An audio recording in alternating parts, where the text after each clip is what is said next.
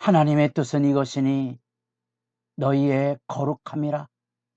곧 음란을 버리고 각각 거룩함과 존귀함으로 자기의 아내 대할 줄을 알고. 새벽 이슬 같은 생명의 기도자 여러분, 주님의 말씀 안에서 만나는 성도의 사랑의 교제의 그 아름다움,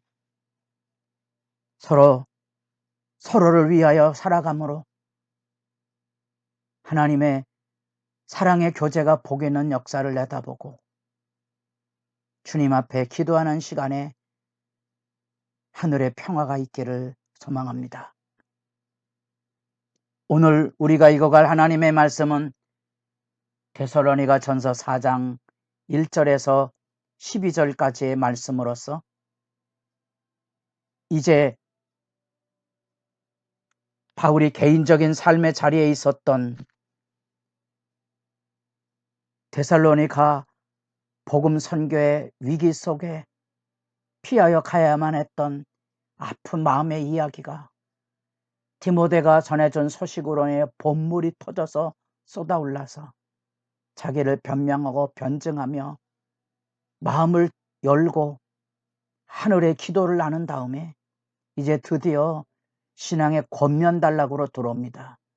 그 전까지는 우리의 이야기였지만 이제 너희가 하나님 앞에 어떻게 살아야 될 것인지에 대한 믿음의 본분, 그 믿음의 본분, 하나님을 어떻게 거룩한 섬김으로 주님 앞에 본분을 다할 수 있을지에 대한 이야기가 들려지고 있는 거지요.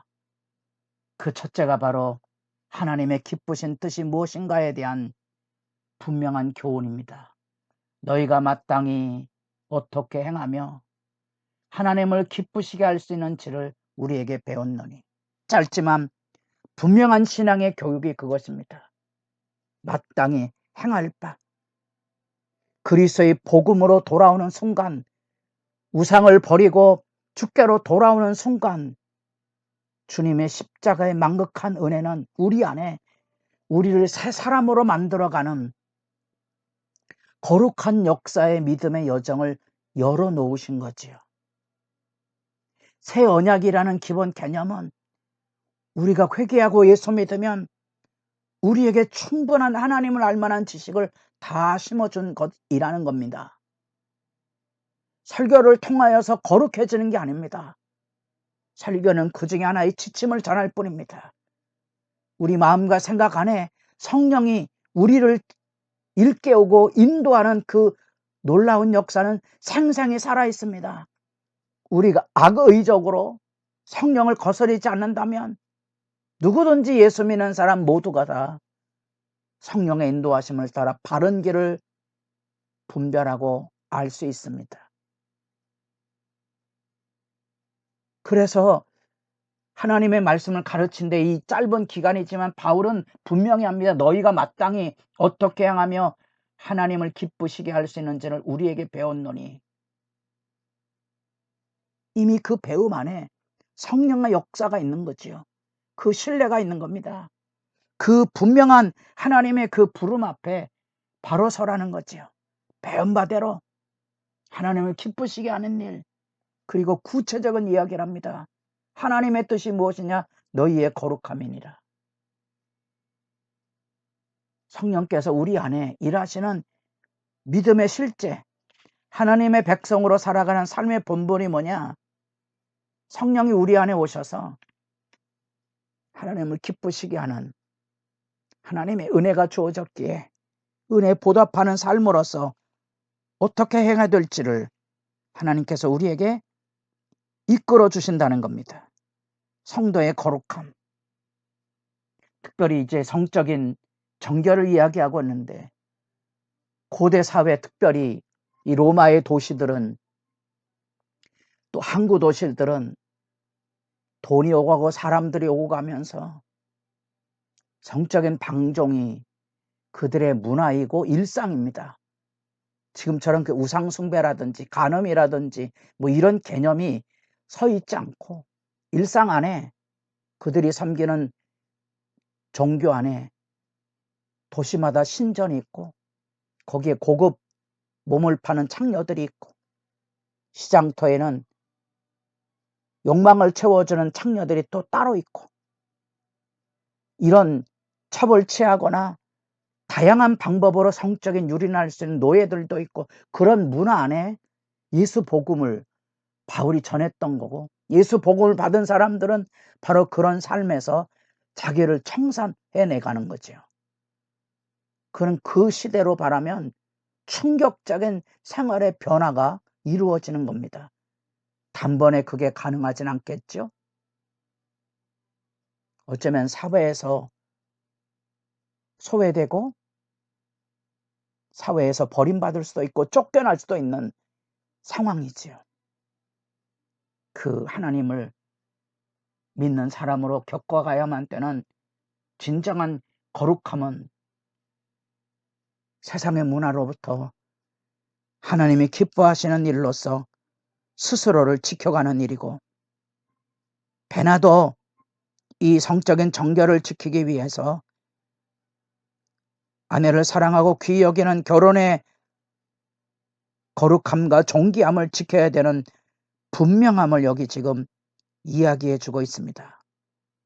그리고 한 걸음 더 나아가서 이제 일상의 노동에 대한 이야기도 들려줍니다.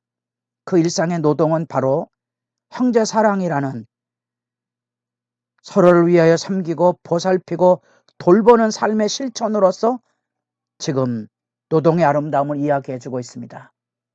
아까 만약에 장사라는 사람들이라면 불과 한 세대 전만 해도 우리 사회 안에도 장사라는 사람들의 교제 안에 술, 담배, 술집에 가는 일, 이런 일들은 대접을 하는 일이고 그런 것들은 일상이었던 겁니다.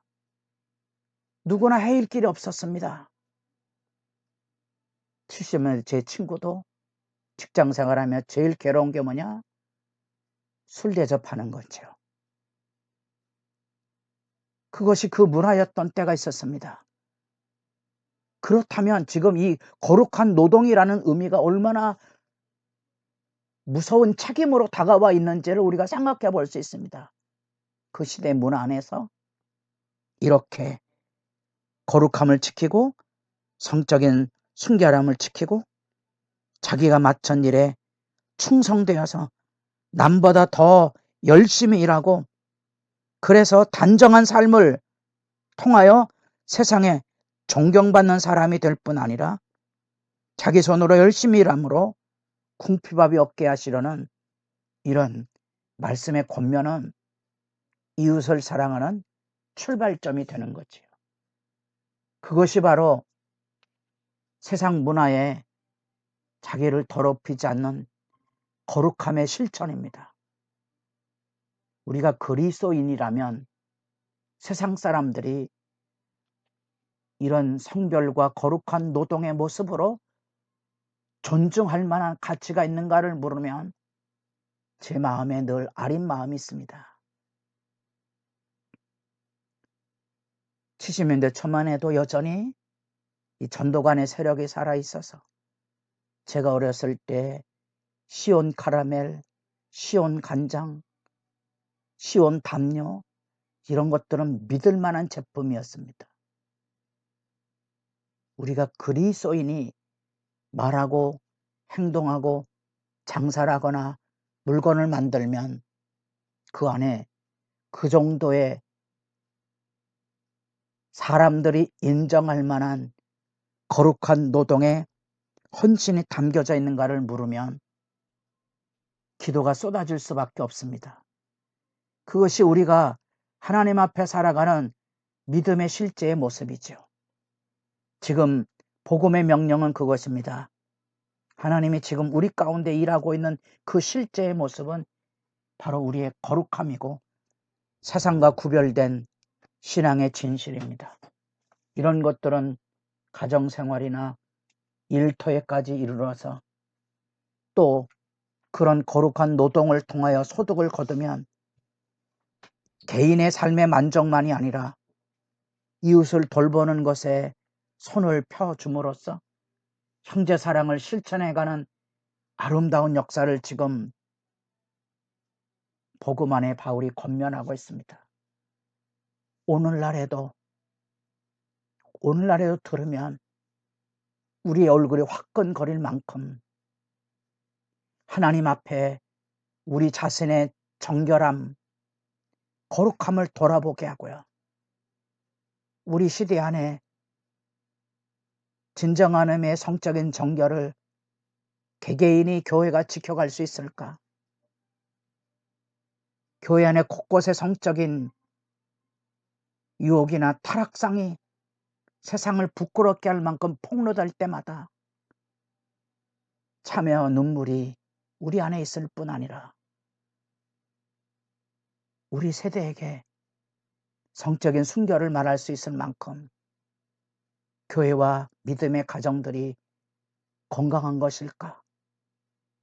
더구나 어려서부터 일을 시키지 않아서 일을 하지 못하는 우리 젊은 세대들, 작은 일 하나도 힘들어하고 엎어지는 그 안타까움. 눈물나게도 젊은이들이 교회에 나오지 않는 여러 가지 이유 중에 중요한 이유가 교회 가면 잡무가 많다는 거죠. 교회가 회개할 일도 많아요. 잡무를 젊은이에게 넘겨주는 것은 부끄러운 일이죠. 우리 각자가 할 일을 해야 합니다. 그런 점에서 이 형제 사랑 안에 노동의 가치의 중요성을 우리도 다시 생각해보고 우리도 하나님 앞에 하나님의 거룩함이 무엇인지 돌아보고 기도하는 시간이 깊어져 가기를 바랍니다.